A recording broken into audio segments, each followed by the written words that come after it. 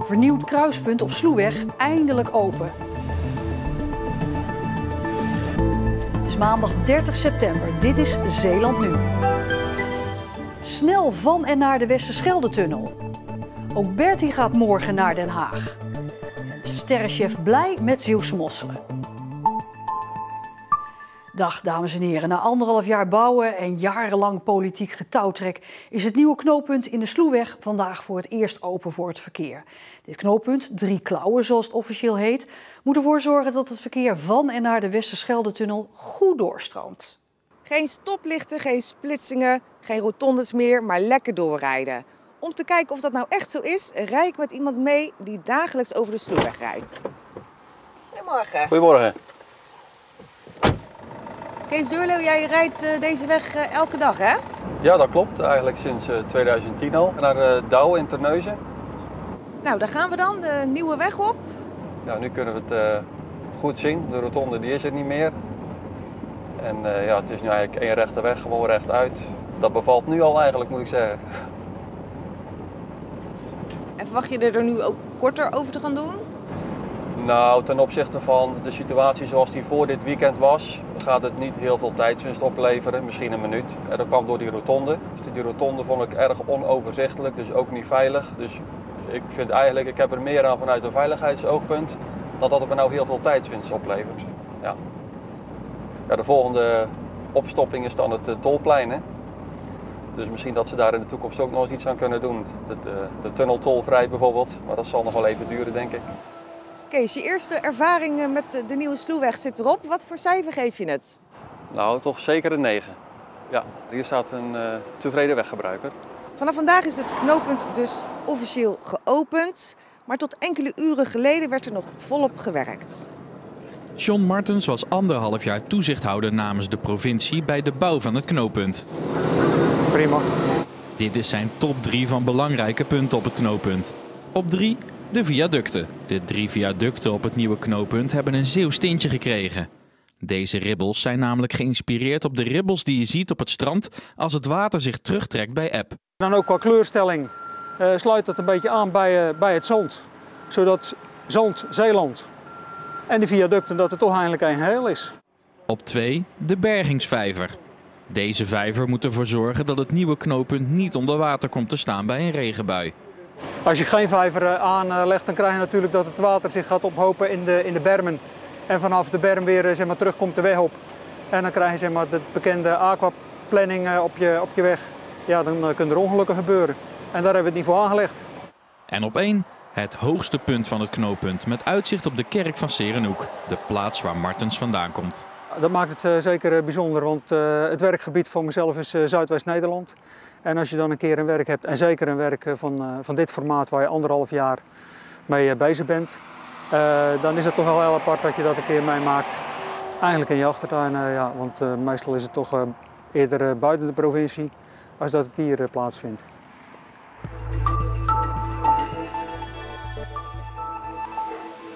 Boerin Bertie vertrekt morgenochtend samen met tientallen andere boeren uit Zeeland op de trekker naar het Malieveld in Den Haag.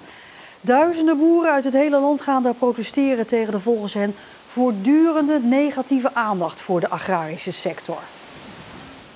Het is natuurlijk al jarenlang wat er op ons als boeren afkomt.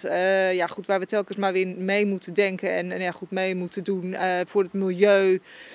Dat ik denk van ja, de rek is er bij ons eigenlijk een beetje uit en andere sectoren die mogen ook wel eens wat gaan doen.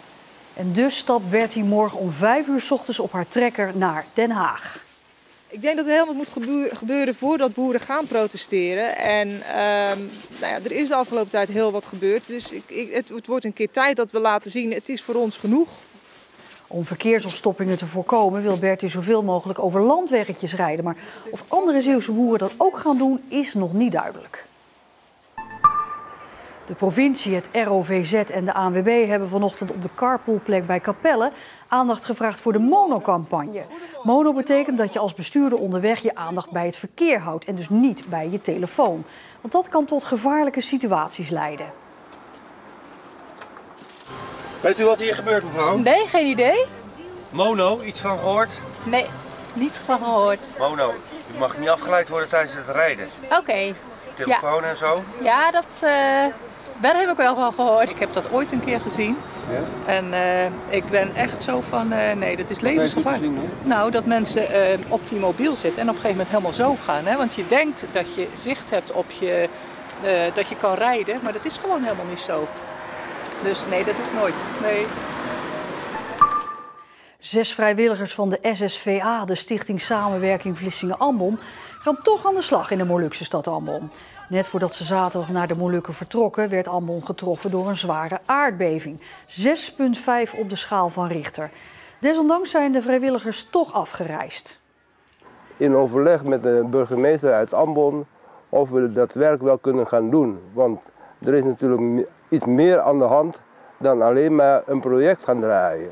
Het project van de 6 vrijwilligers op Ambon richt zich op verbetering van hygiëne in ziekenhuizen. Ondanks de verwoestingen dus door de aardbeving. Natuhero heeft al telefonisch contact met de vrijwilligers gehad. Wij doen het al heel lang, hè, dus vanaf 2001. Maar dit hebben we nog nooit meegemaakt.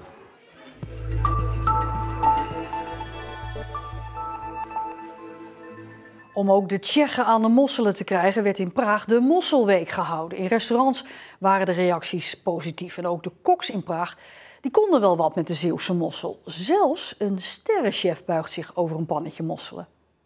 Dit is Jiří Král en hij is gek op koken.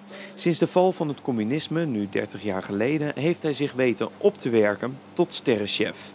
A tak říkal, jíst se bude pořád, jídlo je výborný a bude pořád výborný a bude ještě lepší. Tak jsem šel na kuchaře a potkal jsem tam výborného šéfkuchaře, který vařil ještě za komunistů pro prezidenta a dostal jsem se na Pražský hrad, tam mě to začalo bavit, chytlo mě to ale asi až ve 20 letech a učil jsem se, vzdělával, vyhrál jsem kuchaře roku České republiky, vzali mě do národního týmu, vyhrál jsem konkurs do největší restaurace v republice. Als sterrenchef aan de Zeeuwse mosselen. Jiří draait er zijn hand niet voor om. Mušli jsem nikdy tolik nevařil a určitě je zařadíme na jídelní lístek a v sezóně mušli tam určitě budeme mít, protože ten úspěch Marselsvík je úžasný. En dat komt dan weer door de reacties van de gasten. Baví mě to, rád dělám radost, rád vařím a když lidem chutná, líbí se jim to, tak je to taková výhra, úspěch. Takže těch úspěchů chci mít co nejvíc a každý den. Dat Jiří Král sterrenchef zou worden en uiteindelijk achter een pannetje Zeeuwse mosselen zou staan, dat had hij als kleine Tsjechische jongen niet gedacht. Hij wilde ook helemaal geen kok worden. Nee, er was iets dat veel gaver was. Když jsem byl malej, ne, já nevím, jestli u nich mají ty popeláře a takhle, taková ta historka. No, začínal jsem popelářem, jako něco akčního, jezdil jsem motocross, mám rád motorky, auta, doteďka jezdím na motorce, už ne tak aktivně, ale chtěl jsem spíš ten motorismus, ale rád jsem vařil.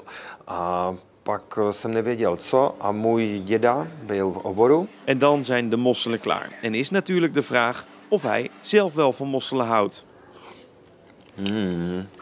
Very nice.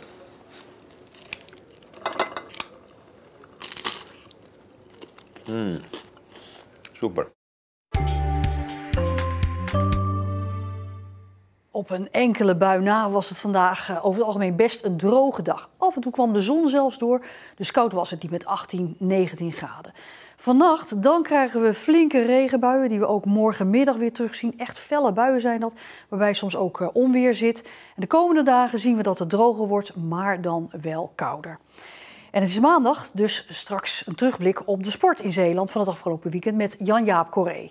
Straks in de derde helft atleet Sebastien Sletterer. Hij doet na 5 jaar weer mee aan de kustmarathon. Verder aan tafel voetballer Jeremy Hubrechtse van Kloetingen, die eigenlijk kampioen moet worden. En zaakwaarnemer Youssef Hamzoui over de wonderenwereld van het profvoetbal. Dat straks in de derde helft. Maar we hebben ook nog zometeen evenement van de week over de grote modeshow Goes Couture in de Grote Kerk daar. Aangevuld met het uitgebreide weerbericht tot slot voor heel Zeeland. Nog een hele fijne maandagavond.